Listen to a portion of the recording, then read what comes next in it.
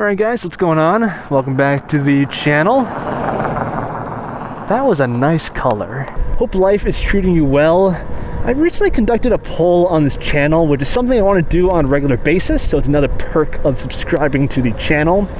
But the question I posed was along the lines of, do you guys currently own an e-bike, or are you still procrastinating? And a surprisingly large number of you guys are still procrastinating on the purchase and using channels like me to have the experience without actually owning the bike yet.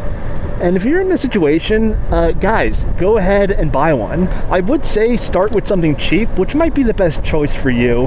Of course, we're all in different situations. Although from my experience, you tend to quickly get used to the bike that you buy, and you tend to become hungry for more. So right off the bat, you might want to get something a little bit more beefy just to save you money down the line, potentially, depending on who you are as an individual. But speaking of bikes, in my last video, oh come on, what is this?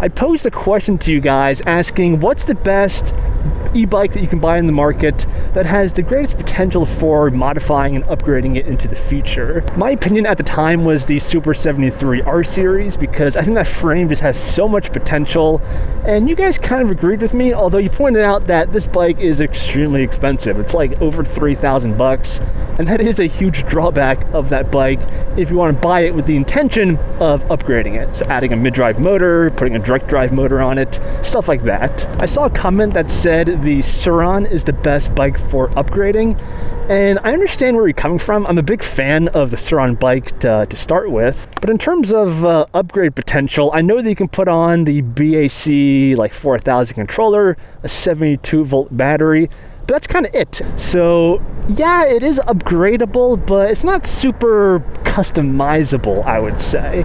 But of course, you can fight me in the comments down below. Now, albeit the most common route people take when it comes to upgrading and just building your own e-bike is to go on Alibaba, type in e-bike frame, and see what you can find. And I spend way more time doing this than I'm willing to admit, but I just came across a very weird yet fascinating e-bike. This isn't a frame, it's actually a complete e-bike, and it's only like 600 bucks on Alibaba. And you're looking at the bike right now, and I challenge you to look at this bike through the lens of modification and its future potential. So you're going to notice right off the bat that the bike frame is small, which is something I like. You don't want to have a ginormous bike.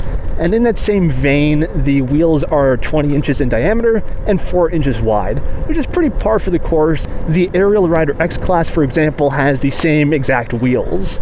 You're also going to notice that this is a full suspension bike.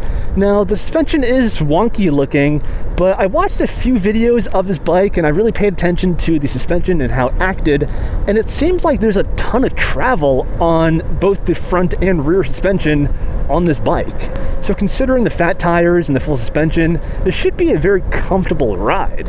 And perhaps most importantly, look at that beautiful space right in the middle of the frame to put a different battery, a controller, and really make the bike come to life. So if you will, imagine buying this bike off of Alibaba for like 700 bucks, putting a 3000 watt direct drive hub motor in the rear wheel, and then also putting a mid-drive on it. You can't tell me that that won't make this bike super epic. I understand that it looks weird and funky, but that often makes for the best e-bikes. So I'm sure you guys will leave a comment below letting us know your opinion on this, because the DIY e-bike community is very active. That's one thing I noticed from having this channel. And I actually want to try and use my privileged position here to expand upon this e-bike community that we're building. So this is just a concept right now, but I'm thinking about starting a Patreon for this channel, and the major perk of it is going to be access to a dedicated either Discord or Telegram group chat all about e-bikes. This would be a great destination you guys can go to ask questions, as well as just post your build, share it with other people, and get different insights. In fact, a couple months back on this channel, I made one episode of user-submitted custom e-bikes, and the video did pretty good. The only issue is I never got any more submissions to continue the series, but if we do successfully make this community all about custom bikes, you know what, I'm gonna go here, the back way.